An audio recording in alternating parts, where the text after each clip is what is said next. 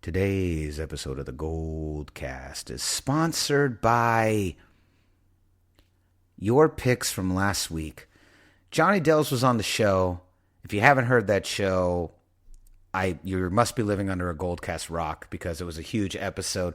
Our main man, our buddy, our dude, Johnny Dells from Johnny Dells Football Academy was on the show. Johnny Dell was on, and we were going over recapping the Saints 49ers game. But we were so into it, and it was such a great episode, we never got to our predictions. So this week we're going to go over, in this episode, we're going to go over your predictions and see how close people were. But Ray, before we get started, real quick, how great was it to have Johnny back on the show? It was great. It was great because I could participate for the first time. And that won't be the last time that Johnny's on the show. He's a friend of the show, and he's a huge fan like the rest of us. And we certainly love to hear his insight, especially with the way things are going this season in particular for obvious reasons. But that definitely won't be the last time you guys hear of Johnny Dell within this season alone. But yeah, that was awesome. It was great to get you both onto the GoldCast at the same time. And again, as we've said many times, if you haven't checked him out, check out Johnny Dell's Football Academy on YouTube. It's literally, he breaks down all the tape from the previous 49er games, and then often is starting to do a lot of preview episodes too as to what he thinks going to happen, what the 49ers need to do to win the following games. And so just really, really fun stuff. And an excellent... Yeah, it's great. Yeah. Yeah, his X and O's knowledge is really the part that stands out, that gets me, because there's other YouTubers that do this similar things to footage for other teams and such. But to me, when I watch Johnny Dells, I feel that it's the closest to the NFL versions that you see. I forget the guy's name, but there's a NFL guy that does them all the time. They're like a fraction of the time of Johnny Dells. They're really short, so I like that we get a longer breadth of it. And of course, it's centralized around our team, our beloved 49ers. So that's great. But it's similar quality because Johnny knows all of the names of the routes. He knows who's assigned to each route. He knows all of the, and so he breaks down all of those little nuances in the game that are very complicated and can't be deciphered from just watching. You really do have to study and learn the terminology from a multitude of sources. And Johnny is an enthusiast that has taken the time to figure all that out and to put it all together in a very nice, high quality package using coach's film. So it's up there.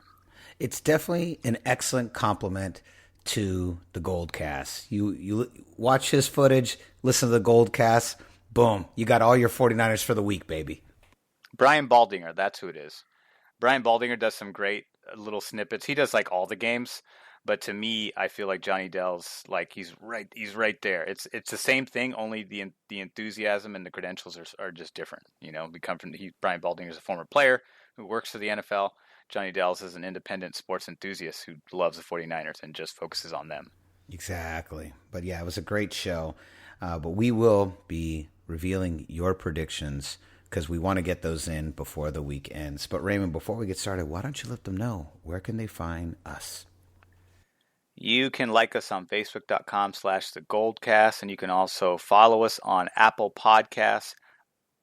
I almost said iTunes, YouTube, and Stitcher under the same moniker of the GoldCast. Like, subscribe, and comment, especially on YouTube because that's where we have the most interactions. And if you want to get notified when we go live, you want to be sure to click that bell so that you get notified when we come up live, that you can stay on top of all the podcasts, especially the way the sequence of order they come out during the week. It really is intentional, and there is a schedule there where we have games that come out that have reactions to the games, and then we also have a preview of the previous game, and then we also have, and then we have the fun evergreen stuff in between. Yeah, the Wednesday, as some of you have noticed, sometimes we release a Wednesday video, sometimes we don't. 9 out of 10 times Candlestick Will is on our Wednesday episode. We just released the top 11 49er players of our time. We just debuted our brand new podcast. It's the brainchild of Candlestick Will. And in it, we debated who the top 11 greatest 49er players are of all time. And Raymond had a list. I had a list. Candlestick Will had a list. And then we revealed for the first time in real time, right on the pod, each of our lists. And so if you haven't gone to that episode, go to youtube.com/thegoldcast, check it out. And then in the comments, drop us your list, top 11. It could be anybody. So you can drop anyone. You could drop coaches, front office, so GMs. I mean, anybody is up for grabs. Ownership, Eddie D, anyone's up for grabs in this list. And so that caveat really changed some things and put some things in the mix. And everyone's 3-1, Ray, I thought was pretty good and definitely revealing, because we had some stark contrasts in our 3-1s, but nobody's 3-1 it was arguable. I believe every 3-1 was completely defendable, and even though in some places were completely different, I thought all were justified. What did you think? Pretty much the same thing. It was hard to, the top 5 I had no rebuttal for, and it would almost be considered 49er blasphemy to do so. 5 and 10 was 5 through 11 was more like the fun list, I think, for a lot of us, and we all had reasons behind what those meant and how we came to the conclusion of their order. So I think that one had a little bit more room for discussion. But yeah, definitely the top groups, I don't think anyone was wrong by any stretch. Me neither. I completely agree with all of them, even though they were vastly different in certain perspectives. Just kind of came down to the subjectivity of what you deemed was top 3 and why. But all 3, I was like, yep, that's right. Yep, yours is right, mine's right. Yep, absolutely. All right, Raymond, let's get into the show. Before we get started, why don't you let them know where can they find... Oh, wait, you already did that. Raymond, where can they find you? I'm on Twitter at Ray Solis and on Instagram at Ray Solis1. And I'm on Instagram at Rudy Solis3 and Twitter at Rudy Solis3RD. All right, here we go.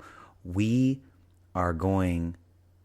This is, of course, it's our Preview Fridays episode. We always record it late Thursday night. We are going to be discussing Falcons coming into Levi Stadium to play the 49ers in what is, again, another must-win for a banged-up 49ers as we try and hold on to this 1 seed through the next 3 weeks.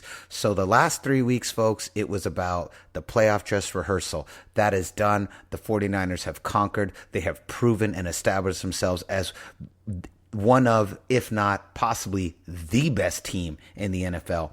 But now, the next 3 weeks is about playoff seeding and positioning. It's about holding on to the 1 seed. We're going to break down all the action. But first, of course, as always, the greatest podcast intro in the game. Class is in session. Let's go. San Francisco, are you ready? This is the GoldCast.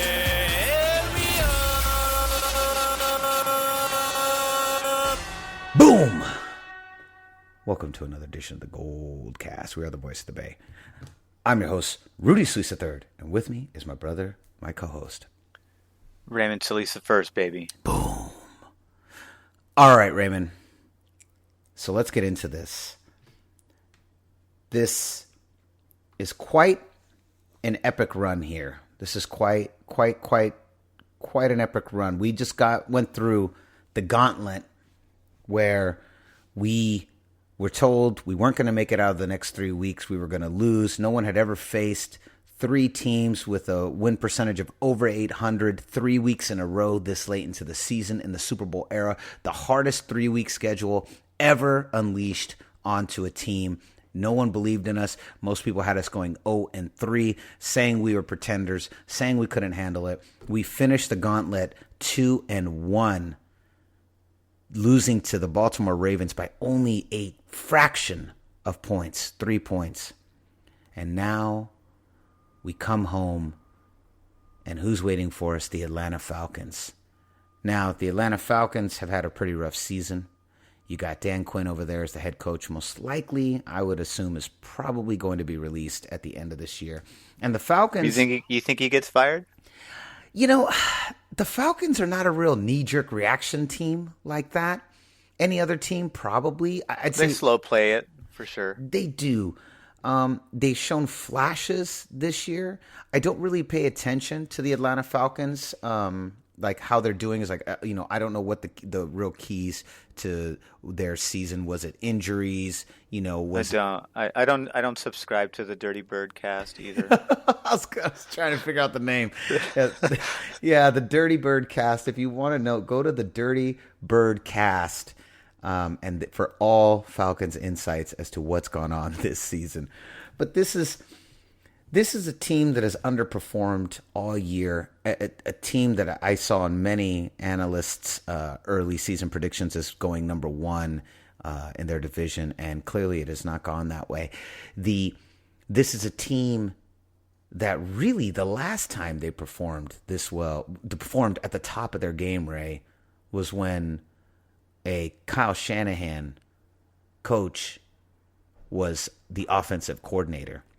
And even that season, largely the success of that season was placed on Kyle Shanahan. It wasn't on Dan Quinn. Everyone was talking about the offensive coordination of Kyle Shanahan and what he was doing with Matt Ryan and Tevin Coleman and Julio Jones and how successful they were. It really was falling on his shoulders. It wasn't really falling on the shoulders of Dan Quinn.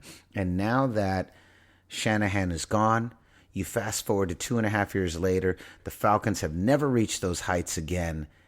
And now the 49ers are arguably the best team in football.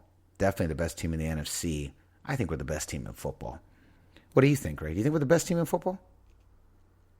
I think so. And I think we're the most well-rounded and well-balanced team. We're top in the NFL in every grouping, meaning offense, defense, and special teams. And we're top 5, if not top 10, in most categories at key positions and key groupings as well. I think we're top 5 in special teams, coverage teams. I think kicking, we've been a little inconsistent. There's definitely a game, there's a couple games that we lost because of kicking. So, you could look to that. But there was also some defensive and offensive plays that contributed to those losses too. It didn't just fall on kicking. But, I mean, it's hard to be perfect in the NFL, even when you are really, really good.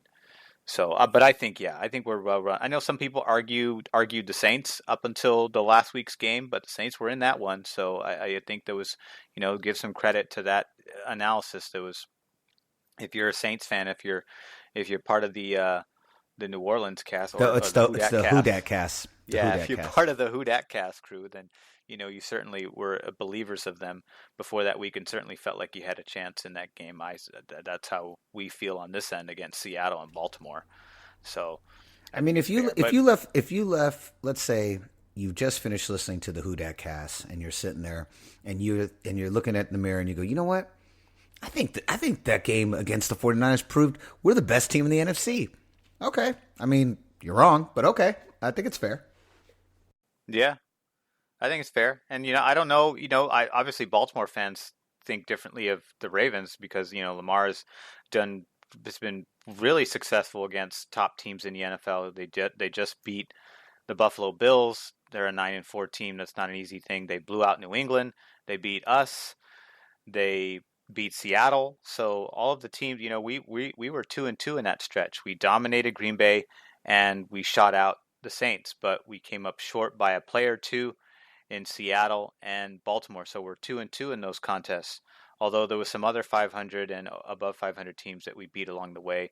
Carolina, who's not so great now, and Cleveland, who's been up and down this year as well, but was at 500 at the time that we played them. And the Rams too. The Rams were over 500 when we played them too. So 3 teams. So we're, you could say 5-2 in that stretch. And Baltimore lost to Cleveland, and they lost to, I forget who was the other team that they lost to. It doesn't matter. You got to go to the whatever that cast is, the Poe cast, the Poe. Because Edgar Allan Poe, the Raven. Poe. Pretty sure that's what it's called. That's quite a. I might be stretching it, but hey, I'm not the founder of that cast. So I didn't come up with the name. You didn't come up with the name. We just report the news. We don't make the news here. Yeah, yeah. So, but yeah, I think we're definitely the most well-rounded team. Although this week's matchup, I think is not going to be any easier on the defensive side, but we still obviously, I think there's a lot of reason to be optimistic about this matchup. I think so too. Let's go through our key numbers. Let's go through what you and I love to just break down first. So first of all, looking at the numbers after last week, the 49ers are still ranking second in the NFL with an average of 30.5 points per game on offense. Slipped a little bit defensively. We're third defensively in the league with allowing 17.6 points allowed. It went from 15 to 17. Not a big difference there. The Falcons, on the other hand, are 14th offensively. They're ranked 14th on offense, 23.1 points per game, 26 defensively. Oh, this is when you really see the numbers. They allow 26.4 points per game. I mean, that just walks right into San Francisco's hands. The Vegas has us as 10.5 favorites by 10.5 points, and the over-under is 48.5. So they expect us to dominate. Now, Raymond, I haven't said this in a couple weeks. I haven't said this actually at all since the playoff gauntlet that the 49ers went through the NFL. But this is actually a tough game to win.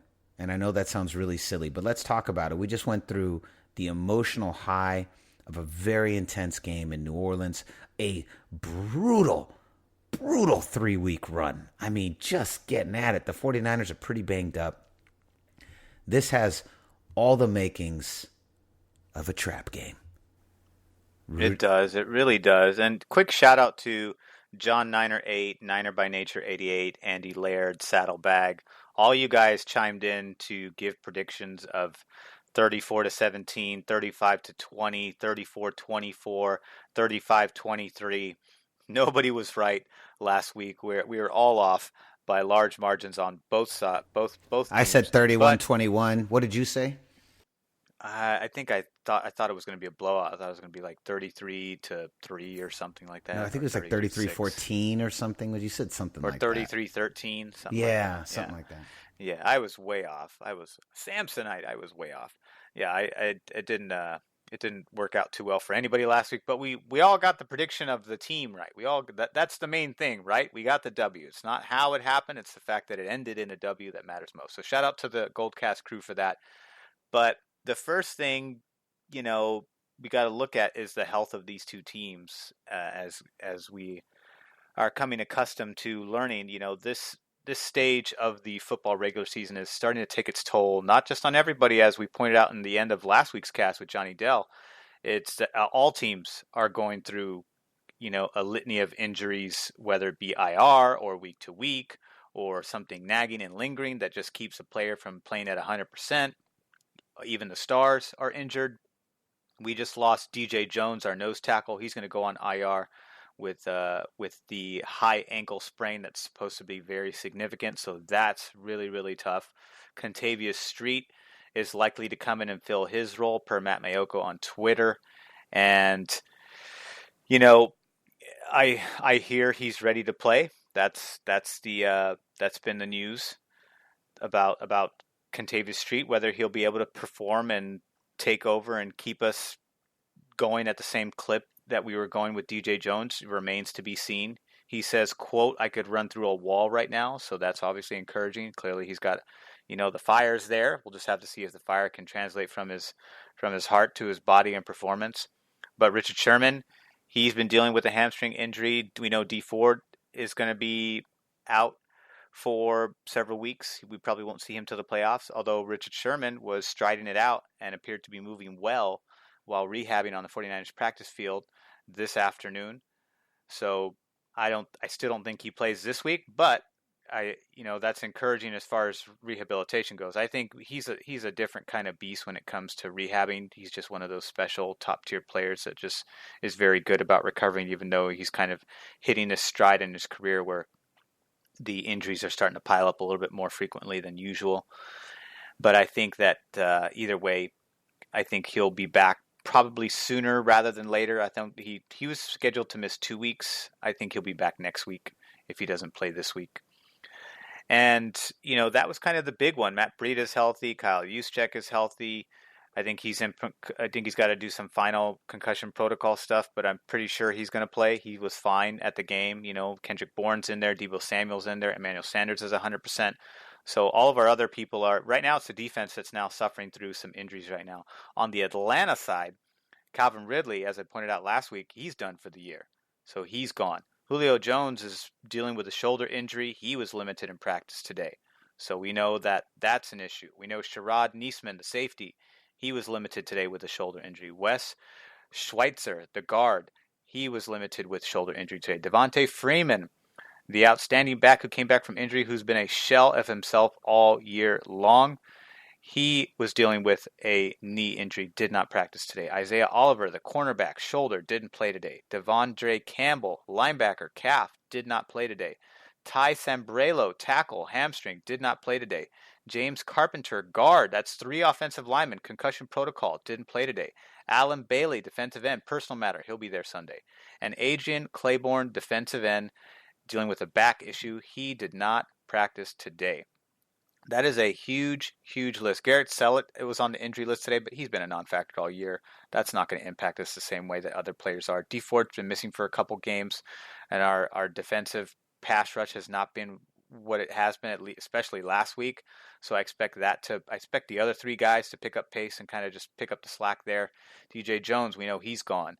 Dante Pettis is dealing with a knee. He hasn't played, but he's been a non-factor most of this season. Richard Sherman most likely won't play. Jaquaski Tart is dealing with ribs. He most likely won't play. Julian Taylor's got an elbow. He didn't practice today. And Kawan Williams is in concussion protocol.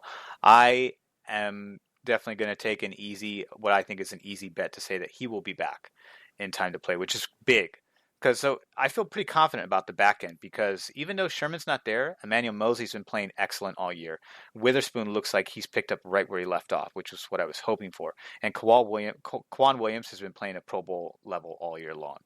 So we still have 3 solid players in the back end. Jaquaski Tart's a big one because we saw Harris really take bad angles, as Johnny Dales pointed out last week, that really hurt him in the run game, that hurt him in shutting down some of the explosives last week. That Tart is so good at keeping the opponents at bay. He's so good at those angles, and we just don't have that with him. But hopefully the play is elevated from the tape. You know what you did wrong. You haven't played all year, so it's not easy to come in and play late in the season for a team that's making a playoff push and just be expected to pick up where the starter left off. I get that. So hopefully the tape and the practice and the reps will all prepare him to, play better this week. But we're going to get Kawan Williams back. And we still have all of our other corners there that have been playing good. So I feel pretty good about that back end. I think that D Ford is a tremendous compliment to Nick Bosa off the snap because he's so fast and he's actually slightly faster than Nick Bosa. I think he has the quickest first step in the NFL. At least that's how it was last year. I think the numbers are down this year just because he's kind of been in and out of the lineup and he's played less snaps to try to preserve his health, which is now an issue. But I think there's still enough talent on that line to keep us afloat. Thomas is obviously not the 3rd round pick we had hoped him to be, but he's still a solid presence there. He's good at stopping the run. He's got a constant motor that'll keep going after the play regardless of when it's gotten. He's actually got decent speed for his size. He's a little bit shorter than some of our other guys, so that allows him to have a little bit more quicker feet, especially when he's got to pursue some of these running backs. And I don't think Devontae Freeman really poses the same threat that he used to back in the day. And he's been getting, the lion's share of running back receptions and running back handoffs. So I think that's an easy one to work with. He's been a non-factor most of the year, although he's been pretty good for my fantasy team, I must say. Fantasy-wise, he's not been bad. But that's the health so far. That's where we're at right now. I think there's enough there to still feel really good about our chances this week. Absolutely. You should 100% be confident in our ability to win this game. We're the best team in the NFL. We're the best team in the NFC. This is a garbage Atlanta Falcons team that has not played to their potential all season long. And I think without a shadow of a doubt, we can win this. But that's why it's called a trap game. Right. Because we're supposed to win. we're supposed to win. We've had a crazy 3 weeks. And we're at home. And we're at home. Coming off that big high. Falcons got nothing to win. Back against their walls. Revenge game. Shanahan versus Dan Quinn. Shanahan versus Atlanta. I mean, this is a team that historically the 49ers have really had their number in key matchups this past decade. Not that this kind of stuff carries over, but this is the stuff they're going to talk about. The last two big games we played against them, what were they? They were the pick at the stick, Candlestick Park. Candlestick Will was there. Candlestick Will was there. Navarro Bowman with the pick at the stick to ice the game. We faced them in the NFC Championship to get to our 6th Super Bowl appearance. We had to defeat Atlanta in Atlanta. And so this is a team that historically on the big nights we've had. And they lose their offensive coordinator. He comes to the 49ers. The Falcons have been kind of in a really inconsistent and a little bit of a free fall as of late, ever since he left. And now you see the 49ers go the opposite direction with their old offensive coordinator, and they're still here with Dan Quinn. And so there's a lot of energy in a lot of different places for the Falcons. A lot of reason for the Falcons. They can come in, play spoiler, and so there's a lot riding on the Falcons. There's a lot of motivation, I should say, for the Falcons to win this game. Now, on the Niners side, this next 3 weeks, first 3 weeks, what do we have? We had the playoff dress rehearsal. What is this 3 weeks? It's about it's about positioning and seeding, right? This is about keeping the 1 seed. That's what the next 3 weeks are. Hold the 1 seed. Maintain the 1. And as you said, I don't really care. The Niners are really good, but all I really care about, I care about 2 things, and this is why this is a must-win for the 49ers. This is why the 49ers must win this game, Raymond. They have to win this game because the number 1 seed gives them 2 things, and you've talked about it a lot on the GoldCast. It gives them 2 weeks, 1 week of rest, 2 weeks to prepare. And that's what we want. We want 1 week of rest, 2 weeks to prepare. I mean, technically it gives you, almost over 10 days, really. You get a lot of rest. But 1 week to rest, 2 weeks to prepare for the divisional round. That's what we're looking for. That's what the 49ers need. That's why this is a must-win. We've got to win out for now through the next 3 weeks to maintain the 1. Protect the 1 seed. That's got to be the new hashtag. I'm going to start putting that everywhere. Protect the 1 seed. That's what the 49ers have got to do. And we can't allow a team like the Falcons, who, as we've already seen this season, are capable of playing great games. They're capable. When they play to their potential, they can beat anybody on any given Sunday. We can't let this be the trap game that it could be. We can't let this team come into town and run us out of our own field. Now, if this was that kind of game, the Falcons they'd only win by 3 or 4 or 5. Vegas has us by 10. That might be a little optimistic, but I'm just saying, no matter what, the 49ers have to protect the 1 seed. We have to make sure that they do. And this team's not playing for anything. They've already been mathematically eliminated from the playoff hunt. So they've got that nothing to lose attitude, the same attitude that we had in the 5-game win streak when we first traded for Jimmy Garoppolo in 2017. I think that obviously contributed to the success we had in that late season run. But the Panthers are a team that are capable of, delivering blows with other teams late in the season here, just because, you got nothing to lose. There's no pressure. There's no pressure at all. There might be pressure on coaches and maybe some position players going forward, but as of right now, week to week, it's just kind of, I think some of those players, that's if playing from a player's perspective, they're playing for a better contract or playing to salvage, getting a better contract if because Antonio Freeman's largely been not been his Super Bowl running back self that he was in 2016 when he had Tevin Coleman sharing the load with him. That clearly his absence is missed on that rushing attack. But yeah, to your point, I think the trap game element is there. I just don't know if this team is good enough to take advantage of it. I don't know if they are, and I will yes and you and say the trap game element is there. I also don't know if this team is good enough to take advantage of it. And here's my yes and.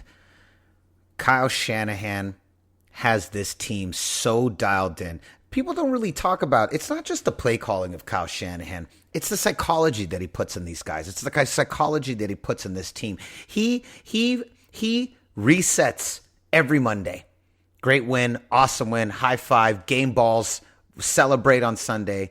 And then Monday, it resets, and we're all the way back to zero again. And he has this team so dialed in. He's not just a great play caller. That would be a foolish thing to just say that's what he is. He is an excellent coach, and he understands how to lead these men into victory week in and week out. And these 49ers have done a great job every single week of resetting, going back to zero, and heading right into that next game like the last game didn't even happen. And so I think that's one of the huge differences here. And one of the big reasons we've avoided the trap game. I would say the only time we came close to that trap game was the Pittsburgh game. That was the only time. In, what was that? That was week 3. Yeah, back in week 3. That was the only time that the 49ers looked like they really almost fell into trap game issues. Outside of that, I really do believe this team will reset. They've already reset. And now it's on to Atlanta at home. What do you think? I think so. I think the Arizona games were people also looked at those as potential trap games, but those are division games, and Arizona's not a terrible team. They're a team that's on the rise. Arizona's like us the past 2 years. A team that's got some talent in key areas, but has more holes to fill to really, because they've lost a lot of close games, just like we lost a lot of close games leading up to this season. And so if they solidify those holes correctly, like our staff has, then they're a team that could very much be in the race and make the West the best again. But those are 2 games that I look at too as games where people largely saw us as the superior team going against an inferior opponent, and both those games ended up being close. But at the same time, I don't think you can ignore the fact that it was Division 2. Division games are always tougher. I think Arizona is, despite the difference in records, I think that Arizona is a better team than Atlanta. Absolutely, division games are always tough. They're younger. They've got a higher ceiling, and Atlanta's they've got a lot of old dogs on that team that you're going to have to start rebuilding that roster within the next few years, and it already needs to be done. The defense is not the same. 100%. So, Raymond, what are your final scores for the game? Well, I think the rushing attack is going to be, Atlanta's bottom 10 in every statistical defensive category with the exception of run. They're middle of the road, so they're bottom half in the league. So I think the run game's going to have a lot of success. I think Raheem Mostert is going to get a lot of touches. Kyle Shanahan already alluded to the fact that he's earned it. Tevin Coleman's really struggled the past couple games, although he's still a key, first and second down option that Kyle Shanahan likes to go to, while Breida and Raheem Mostert seem to be the back end and goal line guys.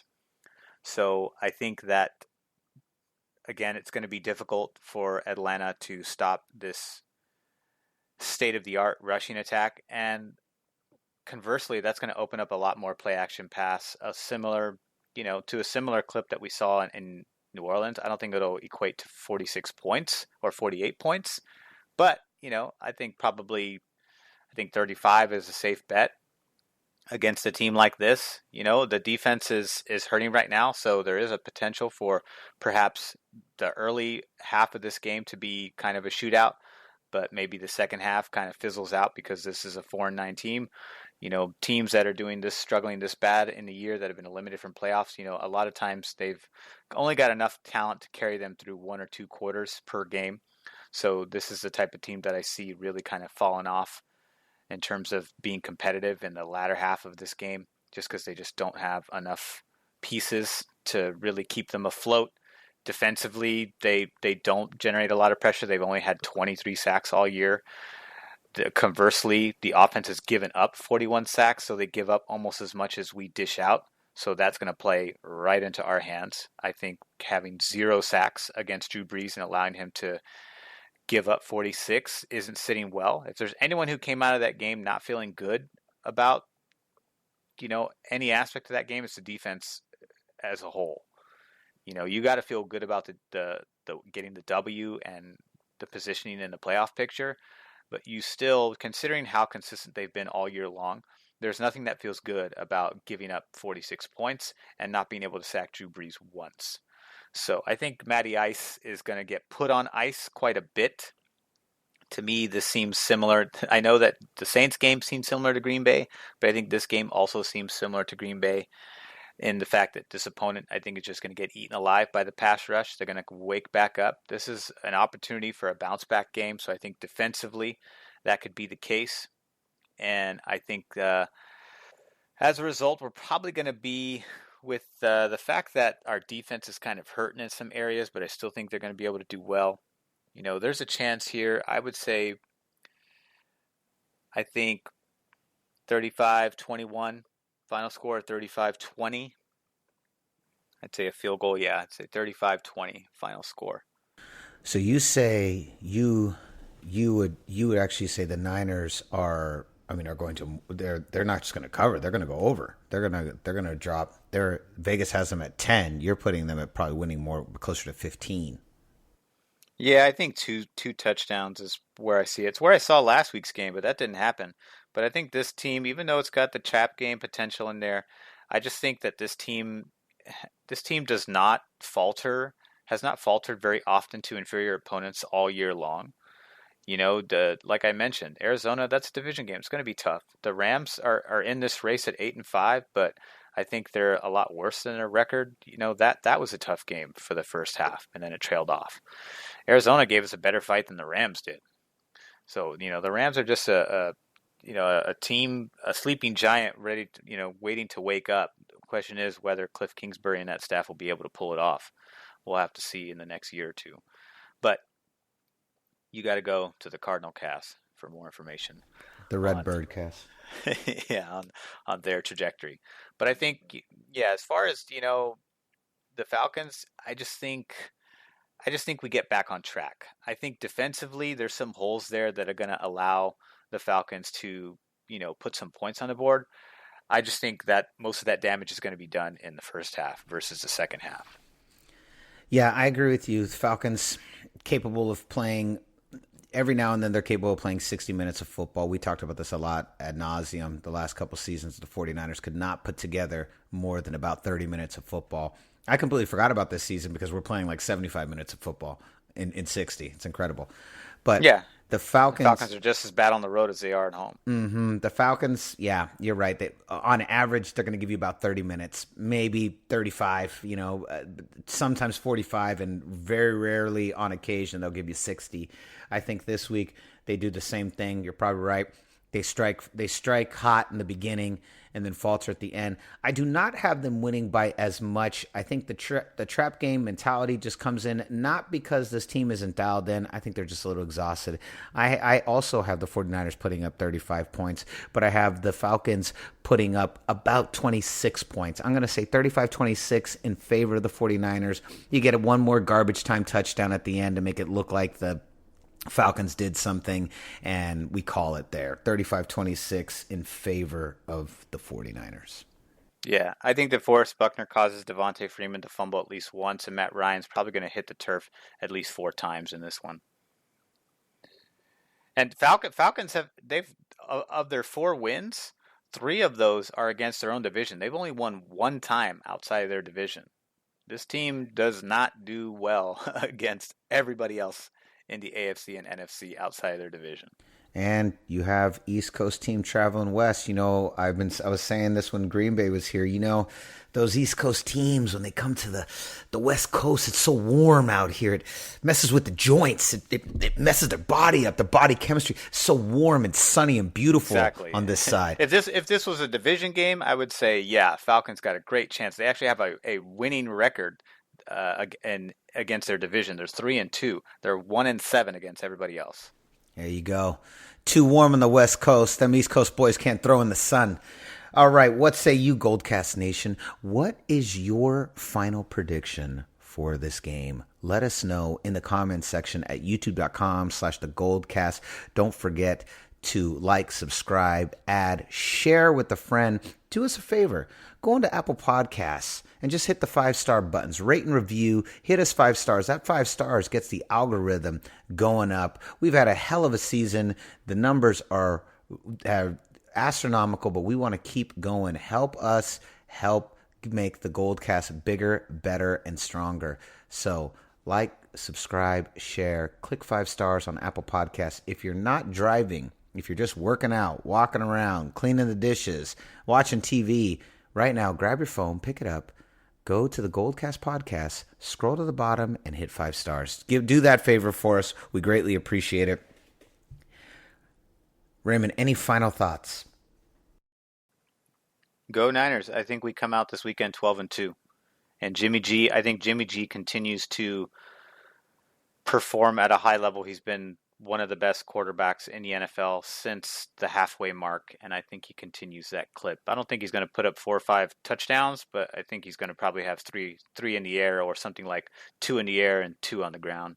I don't mean 2 on the ground by his legs. I just mean we might run 2 in there, and he might pass 2 in there. He might be 2-2 or 3-1, something like that. All right, I like it. My final thoughts for the game: go Niners, protect the 1 seed. Last 3 weeks, playoff dress rehearsal. These 3 weeks, the next 3 weeks, you're going to hear me say it over and over again. Protect the 1 seed. So concludes another edition of the GoldCast. We are the voice of the Bay. I'm your host, Rudy Sleece III, and with me is my brother, my co-host, Raymond Sleece the first, baby. Boom! We'll see you next time. Same GoldCast time, same GoldCast channel. This is